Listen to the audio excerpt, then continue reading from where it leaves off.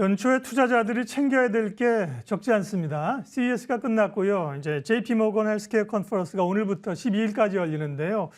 관련된 이야기, 바이오도 이제 금리 인상이 조금 주춤하면서 성장 주단에서 관심들이 있죠. 오늘 또 두 분의 전문가와 함께 바이오 투자 전략 세우겠습니다. 케미칼 에너지 투자자문 차홍선 대표님 모셨고요. 강혜경 제약 고문님 모셨습니다. 어서 오십시오. 예, 안녕하십니까. 뻔한 얘기를 하면 안 되잖아요, 우리가. 사실은 해마다 이제 JP모건 컨퍼런스 얘기하는데 예전에는 뭐 어느 기업이 국내 기업들이 참여한다더라. 그러면 그 참여하는 기업들 주식 샀다가 뉴스 나오면 단기적으로 팔고 이랬잖아요.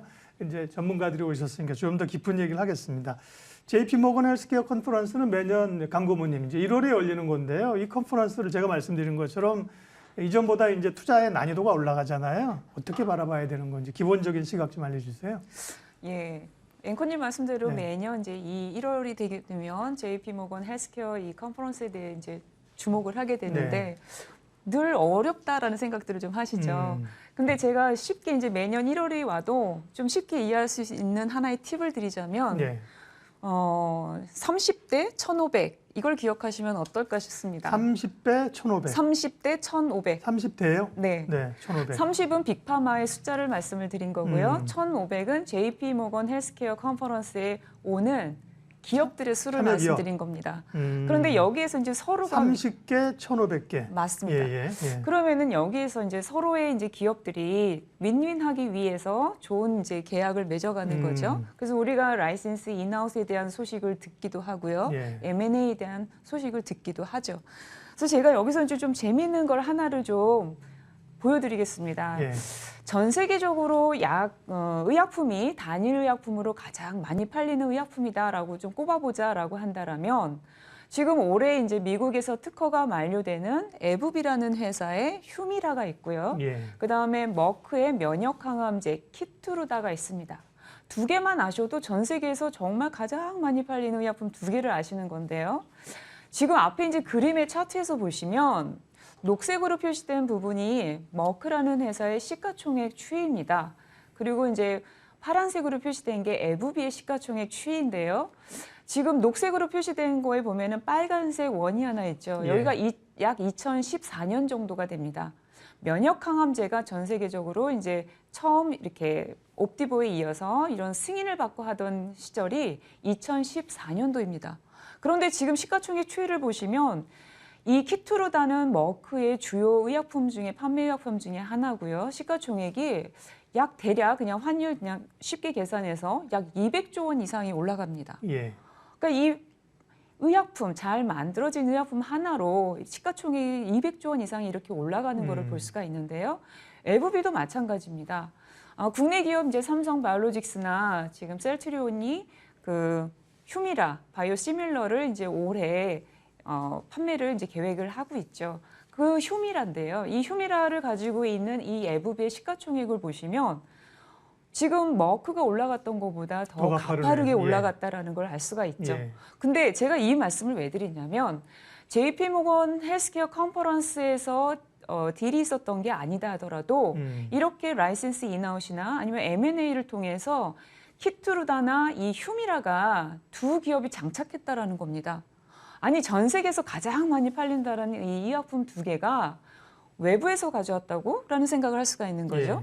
그러면은 자체적으로도 연구는 많이 하지만 이렇게 외부에서 다른 기업에서 인수를 통해서 이렇게 정말 20조 원 이상의 매출액을 올리는 이런 단일 의약품을 판매를 할 수 있었다라는 거죠. 그래서 그러면은 이 1,500개 기업들, 그 기업들은 어떻게 되냐? 하나의 사례로 이제 바이오엔텍 이 기업의 사례를 좀 드리려고 하는데요. 바이오엔텍은 우리가 mRNA 코로나 백신을 파이자 거를 맞으신 분들은 이 바이오엔테크하고 파이자가 공동으로 이제 개발한 거고요. 원래 이 기술들은 바이오엔테크가 가지고 있던 기술입니다. 독일 기업이든가 그러지 않나요? 맞습니다. 바이오엔텍은 독일 기업이고요. 이거를 같이 파이자가 같이 개발하고 상업화를 했죠. 그래서 전 세계 공급하는 거는 파이자가 맡은 건데요. 이 기업이 이 아까 말씀드린 1,500개 기업 중에 하나다라고 보시면 되죠. 그러면 이 기업도 이렇게 시가총액이 지금 예를 그냥 또 쉽게 보면은 10조 원대에서 100조 원대까지 갔으니까 시가총액이 이렇게 빅파마하고 같이 하면서 예. 90조 원 이상이 올라갔다 이렇게 보여지는 거죠. 근데 그럼 JP 모건 헬스케어 컨퍼런스는 이렇게 빅파마와 작은 또 이런 그 바이오테크 좋은 기술을 가진 기업들이 서로 만나서 이런 윈윈하는 그런 자리다라고 예. 이렇게 보시면 되겠습니다. 제가 그래서, 이제 뻔한 얘기는 안 된다 그랬잖아요. 뻔하지 않은 얘기를 확 머릿속에 기억될 얘기를 해주셨습니다. 30과 1500을 1500. 기억해라. 네. 30개의 글로벌 빅파마, 빅파마 큰 제약사들과 함께 1500개의 기술 개발하는 업체들이 만나서 물밑에서 맞습니다. 전 세계 뭔가를 거래하고 그게 이제 대표적으로 아까 이제 머크랑 에브비가 그런 성과가 나타났다는 거를 두 기업으로 보여주신 거예요, 그죠? 그렇죠. 네. 예, 맞습니다. 정리가 됐고요. 뭐 말씀하셔야다 제가 끊어서. 아닙니다. 네. 그래서 머크 예를 네. 들어서 이제 이 아까 그냥 예. 간단히 말씀은 드렸지만 머크 같은 경우는 키투르다가 지금 앞에 있는데요. 매출액 추이를 보게 되면은 네. 지금 대략 두 이제 키투르다와 그 휴미라가 작년 2022년 이제 실적 발표들 곧 있을 텐데요. 예. 아직은 안 나와서 예정이지만 그냥 쉽게 약 20조 원 이상 매출액이 나오는데 이 키투르다 같은 경우는 2028년도가 특허 만료가 되는 시점입니다. 그러니까 시장에서는 분석하기를 그때까지는 키투르다가 계속 매출액이 증가할 것이다. 지금 이렇게 시장에서는 보고 있고요. 휴미라 같은 경우도 지금 미국의 특허 만료가 올해 지금 만료가 되기 때문에 바이오 시밀러를 이제 국내 기업들도 개발을 해서 판매를 이제 준비하고 있는 건데요. 이렇게 20조 원 이상의 매출액을 이렇게 가져간 이 두 제품을 또 이렇게 가지고 있다. 예. 이렇게 보시면 됩니다. 예. 잘 만든 약 하나 혹은 잘 만든 약을 같이 협력한 회사는 회사를 먹여 살린다. 이걸 말씀해 주신 그렇습니다. 거고요. 최근에 그러니까 뭐 JP 모건 컨퍼런스뿐만 아니라 최근에 그 이슈가 되고 있는 제약업계 이슈는 뭔가 이제 사실 코로나 이전에는 이제 암을 이길 수 있는 치료제나 이런 것들이 저희가 비전문가지만 그런 얘기들을 바이오텍 얘기가 많이 했다가 코로나 때문에 어쨌든 백신 쪽으로 좀 관심이 갔었던 거잖아요. 네. 지금 이제 관심이나 이슈는 뭐예요? 그냥 먼저 결론부터 네. 말씀을 드리면요. 올해 2023년도에 이 글로벌에서 핫 토픽을 네 가지를 좀 꼽을 수가 있습니다. 첫 번째가 알츠하이머 치매 치료제고요. 예. 두 번째가 항암제고요. 그리고 세 번째는 비만 당뇨 치료제입니다. 그리고 네 번째는 지금 3월에 미국에서 이 바이오 제조 행정명령 관련해서 정부 부처죠. 미국의 정부 부처가 보고서가 나올 예정입니다. 이것이 바이오 시장에서 또다시 한번 이슈가 될 걸로 저는 보고 있는데요. 이 네 가지 이 핫 토픽을 좀 주의 깊게 보시면 좋다. 지금 이렇게 저는 먼저 보고 있습니다. 그래서 작년에 지금 JP 모건 헬스케어 컨퍼런스에서 관심을 가졌다 아니면 거래가 됐다 이런 거를 보게 되면은 그때 그 당시에도 면역항암제 그다음에 세포치료제 유전자 편집 치료제 관련한 것들이 많이 거래가 됐었습니다. 그래서 이거를 미국 FDA가 매년 신약 승인을 하는데 이것과 맞물려서 함께 보시는 게 좋습니다.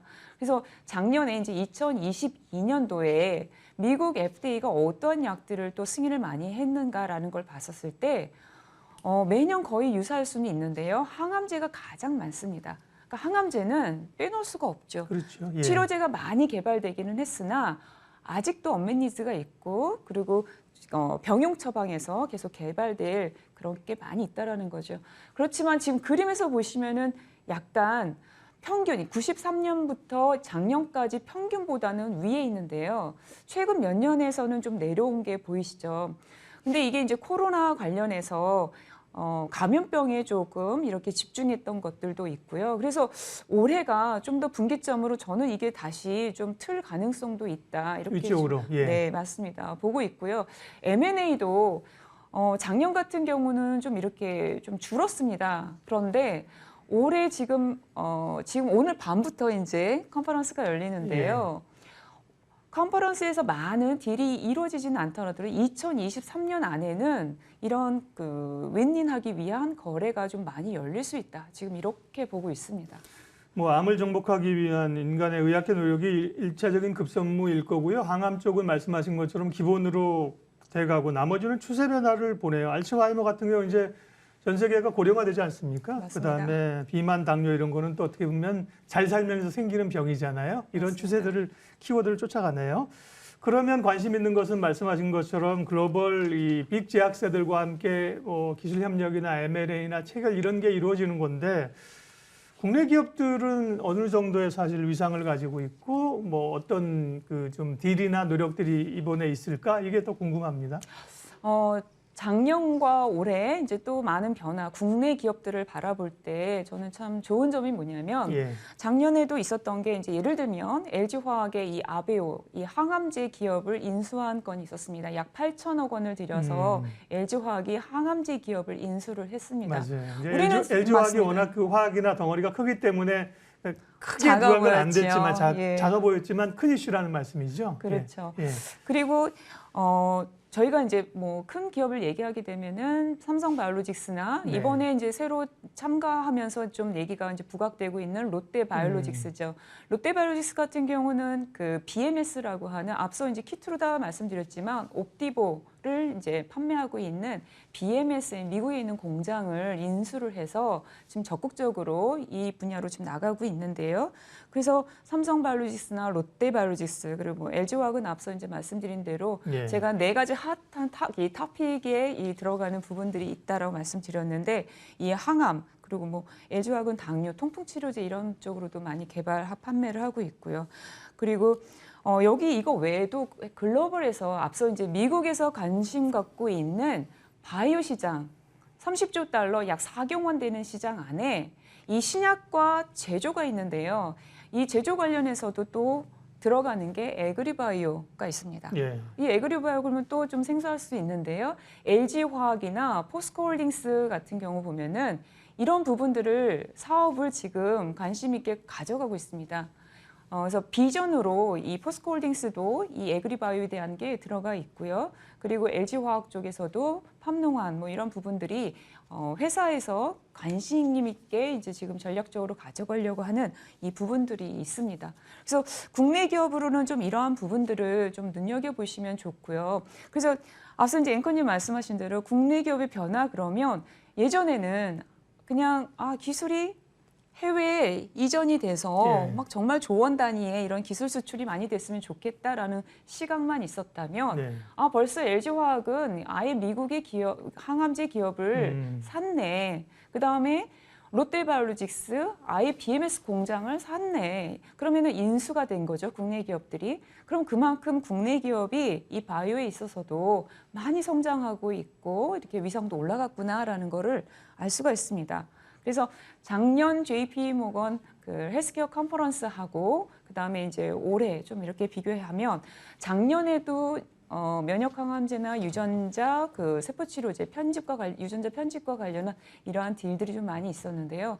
올해도 그러한 부분들이 앞서 말씀드린 알츠하이머 치매 그리고 항암 그리고 비만 당뇨 그다음에 바이오 제조 관련해서 이러한 부분이 올해 지금 오늘 밤부터 좀 핫토픽으로 해서 예. 서로 거래도 있고 얘기가 이슈가 있을 것으로 지금 보고 있습니다. 삼성바이오로직스나 뭐 셀트리온 같은 경우는 워낙 그 CMO나 CDMO 우리가 알고 있었는데 그러게요 말씀하신 것처럼 롯데바이오가 또 뭐 대기업들이 이제 그 시밀러가 돈이 되니까 사실은 여러 기업들이 하고 있지 않습니까? 롯데가 이제 이번에도 보니까 눈에 이름이 띄더라고요.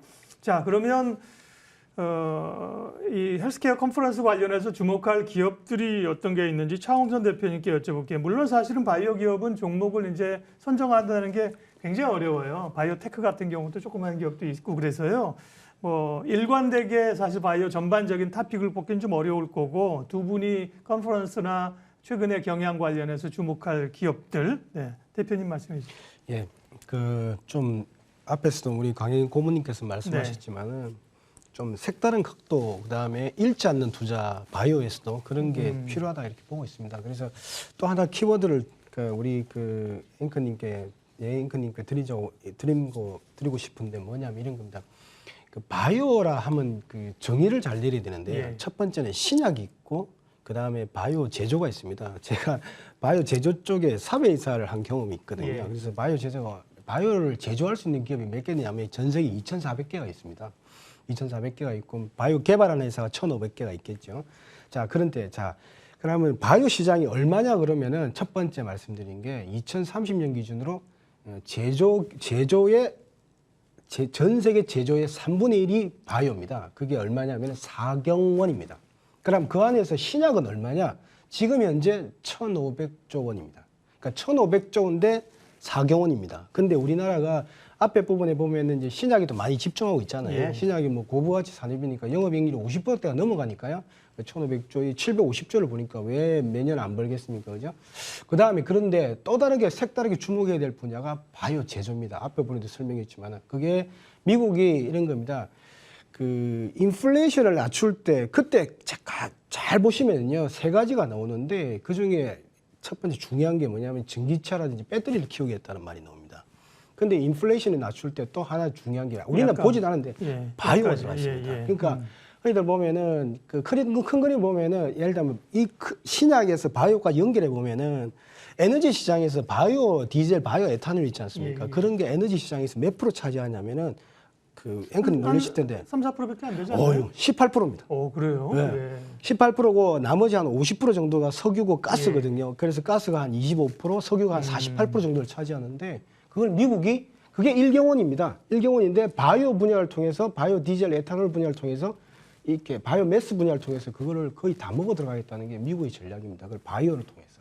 자, 요약해서 말씀을 드리면 저는 이렇게 생각해요. 그러니까 잃지 않는 투자를 하려면 저는 제가 볼 때는 신약 분야에서는 신약하고 LG화학하고 뭐 예를 들면 릴레이 그림이 나오는데 저는 예를 들면 신약 분야에서는 우리 좀 제가 볼 때는 좀 이렇게 저평가돼 있고 LG화학이 신약한다면 LG생명과학이 있었거든요. 옛날에 그렇죠. 백신이라든지 팩티브라든지 예. 이런 쪽이 있었기 때문에 지금 이제 매출액이 한 1조 정도 나옵니다. 1조 정도 나오고 아베오를 말씀하신 대로 항암제 기업을 8천억 원에 인수했잖아요. 저는 LG화학 그 한 44조 원 가치에 한 3조 원 포함되어 있다고 봐요. 근데 LG화학이 제가 볼 때는 지금 어떻습니까?